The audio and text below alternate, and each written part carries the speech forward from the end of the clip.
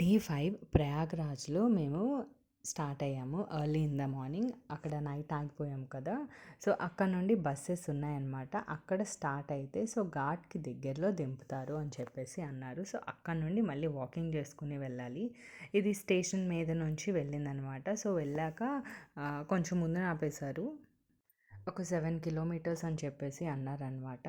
So, autos కూడా ఉన్నాయి and Rapidos కూడా ఉన్నాయి. కొంచెం దూరమే కదా! సరే వాకింగ్ స్టార్ట్ చేద్దామని స్టార్ట్ చేశాము. వాకింగ్ అయితే బానే చేసేసాం గానీ, మాకు లగేజ్ ఉండడం వల్ల కొంచెం కష్టం అనిపించింది. అంటే మాది కంటిన్యూగా నైమిసారణ్యం, వారణాసి, కాశీ ఇవన్నిట్లి వల్ల లగేజ్ ఉంది మా దగ్గర కొంచెం ఎక్కువ. లగేజ్ లేకపోతే ఈజీగానే అనిపించేదేమో.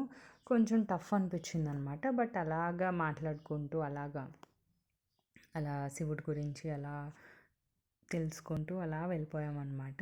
సో, ఇక్కడ వరకు వచ్చేసాక ఇక్కడ మేము స్నానాలకి వెళ్ళిపోయి నదీ స్నానాలు చేసేసి మొత్తం అంతా పూజలు అవన్నీ కంప్లీట్ చేసుకొని మళ్ళీ రిటర్న్ అయిపోయాము. రిటర్న్ కూడా మేము సేమ్ అలాగే వాక్ చేసుకుంటూ వచ్చేసాము. మాకైతే చాలా అనిపించింది. వెళ్ళేటప్పుడు కన్నా వచ్చేటప్పుడు చాలా ఈజీగా అనిపించింది. అయిపోయాక మేము అక్కడి నుండి క్యాబ్ తీసుకున్నాం. క్యాబ్ తీసుకుని బస్ స్టాప్‌కి వచ్చేసాము. ప్రయాగ్రాజ్ బస్ స్టాప్‌కి. అక్కడి నుండి వారణాసికి బస్‌లో వెళ్ళిపోదాం అని చెప్పేసి మేము వచ్చేసామన్నమాట. సో, మమ్మల్ని బస్ స్టాప్ దగ్గర ఆపేసాక మేము బస్ ఎక్కేసాము. అక్కడ నుండి కాశీకి స్టార్ట్ అయిపోయాము.